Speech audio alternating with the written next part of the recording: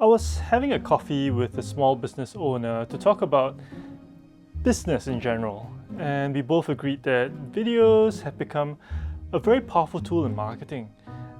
The conversation, however, took a bit of a turn when he then asked me, "So how do you know that videos actually work?" Just to give you some context, the business owner is an accountant and numbers is pretty much his reality. He then told me that every digital marketing or video agency he's spoken to talk about videos driving engagement, which for him is intangible. What exactly is engagement?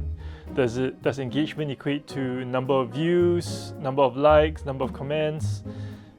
Does engagement equate to sales? So let's talk about this, and let me say categorically that videos are not magic bullets. In and of themselves, they do not work in isolation. Videos are a very powerful part of a larger marketing mix that needs to be created for each business and each product. However, as a business owner, myself as well, we want to know, how do we measure if a video is working? Beyond engagement, how do we know if it's actually achieving its goals? So let's dive into it and determine how your video can be measured to be successful. First of all, you need to be clear on what your video's purpose is. A video for a Google ad and a brand video serves very different goals, so the way you measure their success is different. For example, a Google ad, it's very clear. You can track it by the number of clicks, the click-through rates, the number of sales you're getting. But for a brand video, it's about awareness of the brand or the product. Now, you can use engagement as a metric for success, and for some businesses, that's the key to their business model. For the rest of us, likes, views, and comments don't pay the bills. As I mentioned earlier, your video needs to have a marketing strategy behind it for it to be effective. Without it, even the best videos won't do much for your sales. So assuming you've got a solid distribution and marketing strategy, how do you measure the effectiveness? Well, it's measured in what we call watch time or retention rates.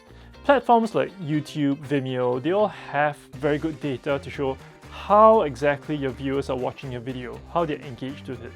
This engagement is not like likes and shares of your videos, which is there, but this looks into your audience, how they watch the video and where they watch it to, or where they drop off.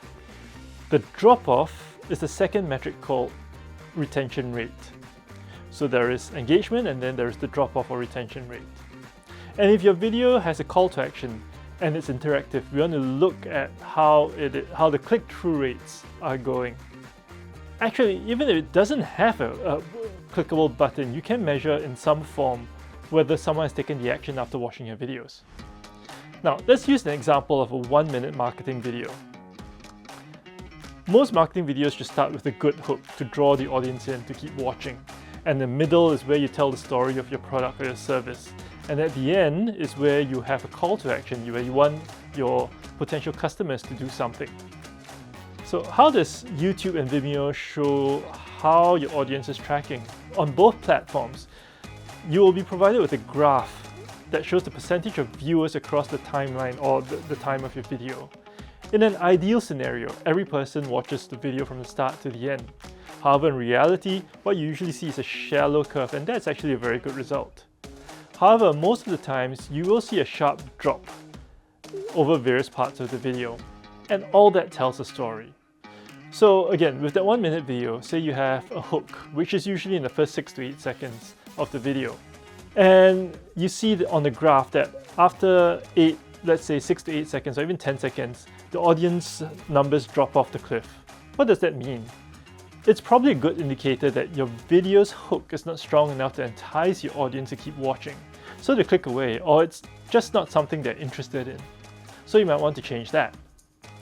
Now let's say the drop-off comes in the middle of the video, where after the hook, you've got them in and they're really interested in watching, and they watch for another, say, 20 or 30 seconds, and then suddenly it drops off dramatically.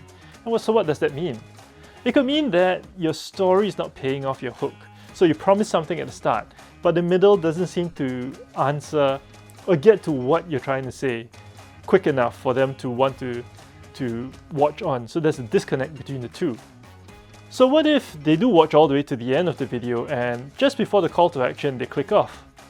Well, it could mean that your hook is good, your story is fantastic, it's just not at the point in time where your audience is ready to buy, and hence they click off. And if they do actually get to the end and perform the action that you want but do not convert, say there's a clickable button and they click on it, or you ask them to call and they do call, but you still don't get the sale, it could mean that there is a problem with your sales process. It's actually not with the video at all. It actually means that the video is done very well for your audience to do exactly what you want them to do, which is to call you or to click the sale button. So what you might want to fix is actually a sales process and not the video itself.